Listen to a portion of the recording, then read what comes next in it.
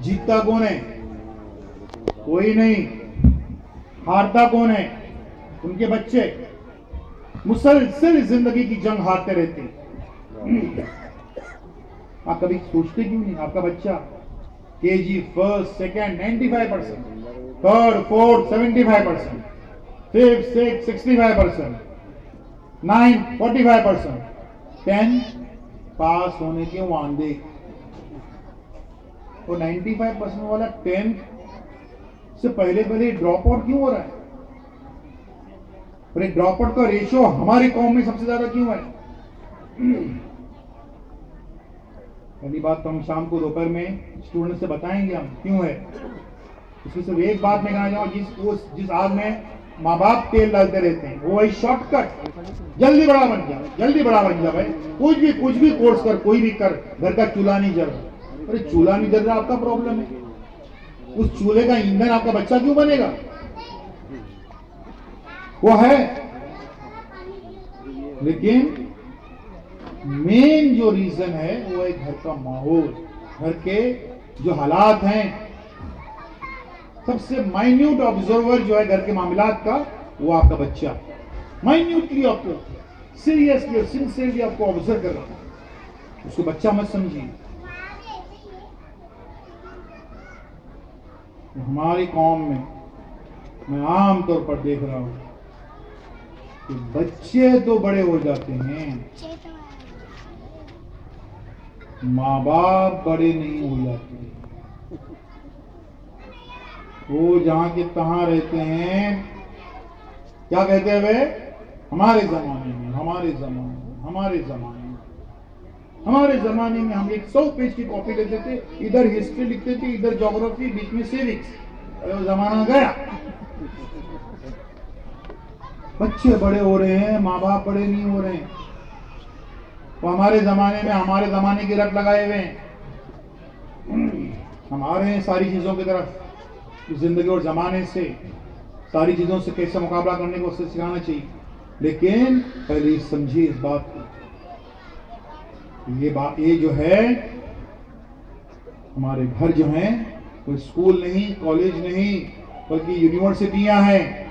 सारी बातें यहीं पर सीखते हैं और वहीं से नकल करते हैं। और इसको समझने के लिए जिम्मेदारी पहले समझिए क्या है। ये जिम्मेदारी क्या है? मैं मुंबई में 3 बड़ी चैरिटेबल ट्रस्ट से वाबस्ता हूं, अटैच हूं, जहां मुझे फैसला करना होता है किसको कितनी स्कॉलरशिप दीजिए। तो बच्चे आते हैं, बच्चे से मैं सवाल पूछता हूं, भाई आपके अब्बा क्या करते हैं? तो अब्बा का इंतकाल हो चुका है। अब उससे कोई और सवाल नहीं है, मैं पूछता हूँ, उसको फॉर्म दिया जाता है, अब्बा का इंतकाल हो चुका है तो हम समाज की जिम्मेदारी है उसको संभालें, finish, no question, no further question. जिसे पूछते हैं भाई आपके अब्बा, नहीं हमारे अम्मी अब्बा का तलाक हो चुका है। ठीक है, तलाक की गुंजाइश भी अल्लाह ने रखी, नहीं ये होता है तलाक,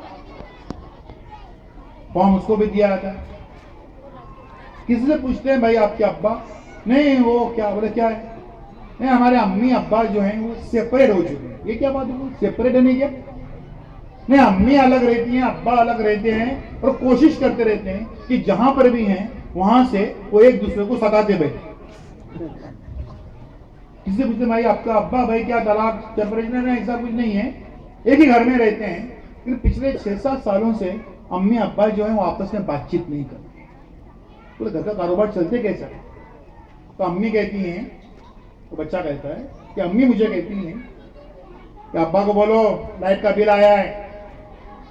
तो अब्बा कहते हैं अम्मी को बोलो मेरे को मालूम है। क्या कम्युनिकेशन, क्या जबरदस्त कम्युनिकेशन, इस टोटली 100% फुल्ली चार्ज कम्युनिकेशन की दुनिया में ये मियां बीवी का कम्युनिकेशन बच्चे के जरिए से, ये हमारे घर है। डिस्टर्ब घर, हम कोई भी इनकलाब छोड़िए, कोई तब्दीली भी नहीं ला सकते हमारे समाज में अगर हमारे घर ऑर्डर में ना हो। मियां बीवी का ये रिश्ता क्या है, इसके लिए हम फौरन जाते हैं कुरान में देखने के लिए। मतलब फरमाते हैं सूरह रूम सूरह नंबर 30 आयत नंबर 21 में कि हमने तुम्हारी ही जिन्स से तुम्हारे लिए जोड़े बनाए ताकि तुम उनसे सुकून हासिल कर सको। सुकून हासिल करने के लिए मियां बीवी का रिश्ता किस लिए है? पीस ऑफ माइंड, सुकून। ये हमारे घर का हाल देखिए। अल्लाह फरमाते हैं सूरह फुरकान सूरह 25-74 में, इसमें दुआ सिखाई है हमको कि ऐ मेरे रब, मेरी बीवी और मेरे बच्चों से मेरी आंखों को ठंडक अता कर।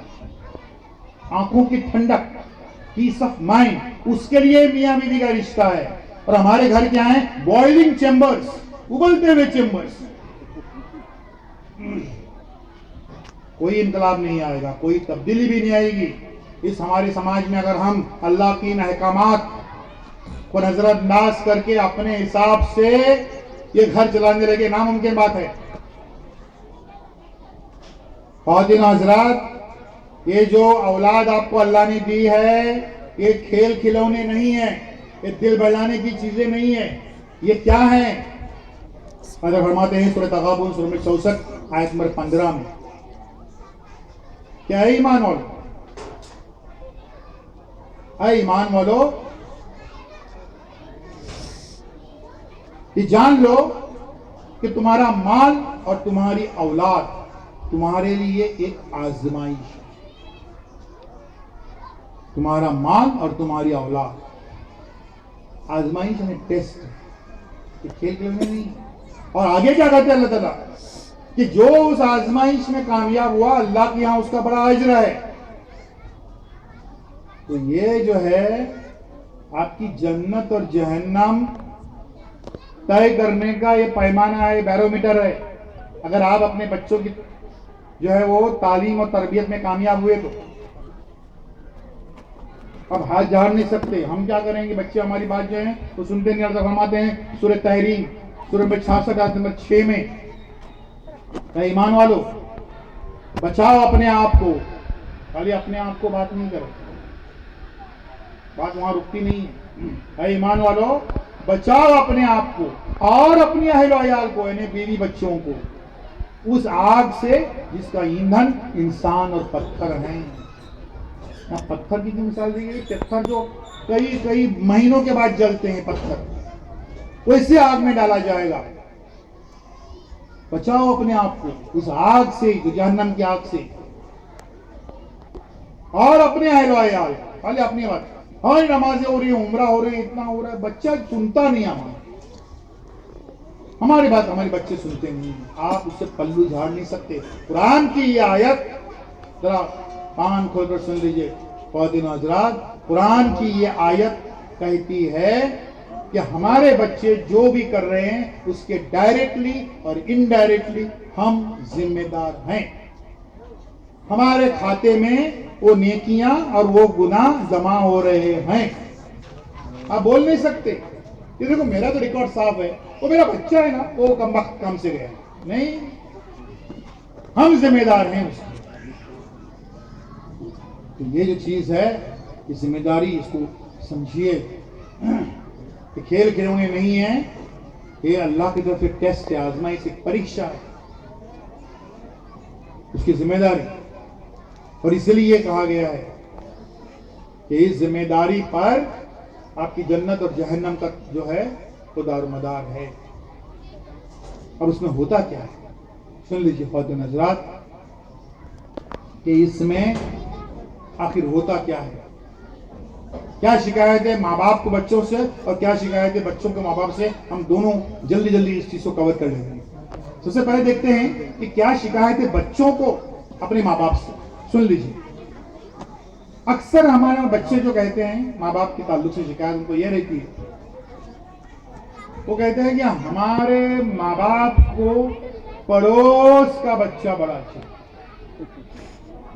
देख वो साजिद इंजीनियरिंग कर रहा है, कितना अच्छा है, थोड़ा हकल लगे। आप ये समझ रहे हैं कि वो बच्चा इंजीनियरिंग कर रहा है तो बहुत अच्छा है, आपका बच्चा वो नहीं कर रहा है इसलिए वो किसी लायक नहीं है, किसी काम का नहीं है। गलत। हर इंसान में अल्लाह ताला ने कोई ना कोई खूबी जरूर रखी है, उसको पहचानिए। अपने ख्वाब मत थोपिए अपने बच्चों में। कई लोग कहते हैं चूंकि मुझे बनना था डॉक्टर, मैं नहीं बन सका, कोई बात नहीं है, ये मेरा बेटा है ना, ये डॉक्टर बन गया। क्यों भाई? आपकी पर्सनैलिटी अलग है, बच्चे की अलग है, तो टोटली अलग है आपसे। क्यों थोप रहे अपने इसमें? उसमें उस चीज को पहचानिए। देखिए, अगर हर बच्चे में, वो माँ बाप भी सुन ले जिनके बच्चे किसी का एक क्लास में फेल हुए हैं, वो माँ बाप भी सुन ले जो कई बार फेल हो चुके हैं, उन बच्चों में भी अल्लाह ताला ने कोई ना कोई खूबी रखी है, अलग अलग है। मैं उसकी मिसाल दूंगा। आज भी कुछ बदबख्त बंदे ऐसे हैं जो अल्लाह के या खुदा के या खालिक कायनात के वजूद पर यकीन नहीं रखते। क्या मालूम अल्लाह है नहीं है।